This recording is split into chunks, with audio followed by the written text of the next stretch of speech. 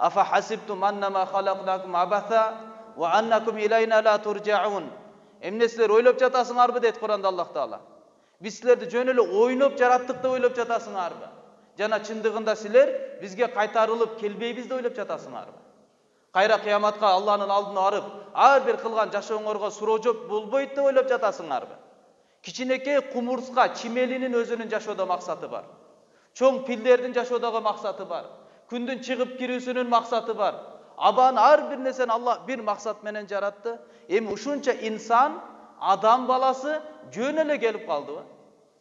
Жөн эле айбандар сыяктуу эле ушу үй бүлө куруп, напсысынын каалоосуну кандырып, ошо менен жашаш үчүн эле келип калдыбы? Афа хасибтум аннама халакнакум абаса, эмне ойноп жашап жүрөбүз деп ойлоп атасыңарбы дейт Аллах Таала. Жөн эле биз силерди дүйнөгө алып келип койгон жерибиз жок.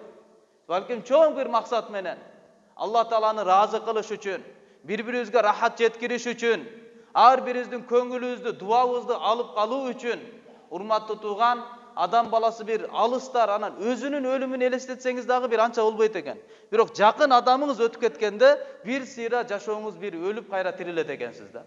Өзүңүздү бир сыйра кабырга салат экенсиз. Аллах Тааланын мээримине болгон үмүтүңүз канчалык?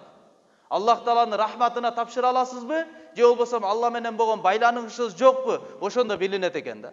Эгерде Алланы тааныган адам болсо жеңил. Бирөөнү жоготуу жеңил. Себеби сиз билесиз, энесинен дагы мээримдүү болгон зат Алланын алдына кетти.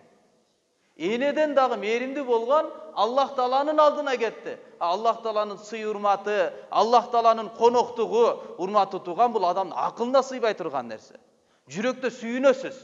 Дүйнөдөн өтүп кеткенине, ибадатта Алланы танып, калима менен шейиттин даражасын алып, өтүп кеткенине жүрөгүңүздөн кайра сүйүнөсүз да. Эгерде Алланы тааныган болсоңуз. Эгер Алланы тааныбасаңыз, анда ый менен, кыйкыр-чыйкыр менен жүрөгүңүздү оорутуп, башка нерсе болуп, анда туура эмес, Алла Тааланы наразы кыла турган, өзүңүздүн дүйнө акыретиңизди бузуп ала турган абалда бул акыбалды тосуп аласыз да.